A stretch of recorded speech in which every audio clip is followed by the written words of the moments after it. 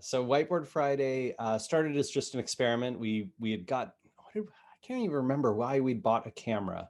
We bought a camera for some reason at the office, right? So just there was Mhm. 5 or 6 of us working there.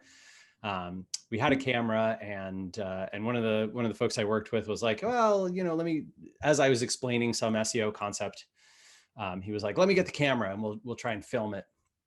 And we put it on the blog. And the thing that I loved about it was it meant that I didn't have to put up a blog post that day, Was so right? yeah, so So great. it's just like, oh, what a huge time savings. Like Thursday night, I can take off. I don't have great. This is awesome. And the Whiteboard Friday was the worst performing blog post we put up every week. I read that. This is Yeah. incredible. Yeah, What so every week the lowest traffic, lowest number of links, lowest rankings for search phrases, all that stuff.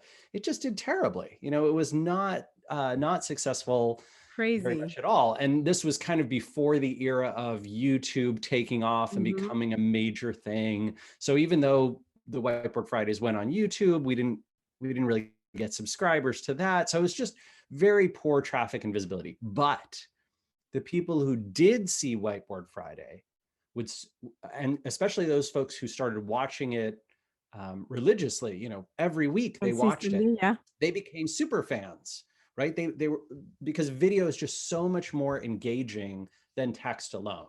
You can read text Mhm. content on a website for years, dozens or hundreds of articles, and not really even remember or know who the writer is, right? You just sort of, oh yeah, It's that cold, was a good yeah. piece. I don't know who wrote it. I have no association. Yeah. But you watch one person in a video, even a couple of times, and you'll remember them because you see their face and you hear their voice and you see their actions. You start to connect with them. You build real empathy and memory. And so we started seeing that with Whiteboard Friday, and that's what made us decide to continue, even though it was underperforming.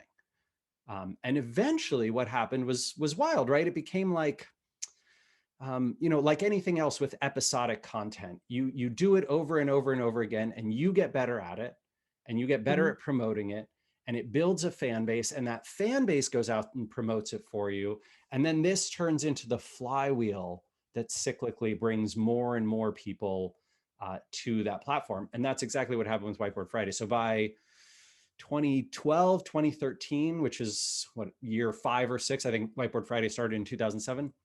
By year Oh, 5 or 6, okay. it was the top performing blog post every week. And when I left Moz a few years later, it was one of those things where they asked me to come back and do it for another year. And it was a very, very big part of how the marketing engine for Moz worked.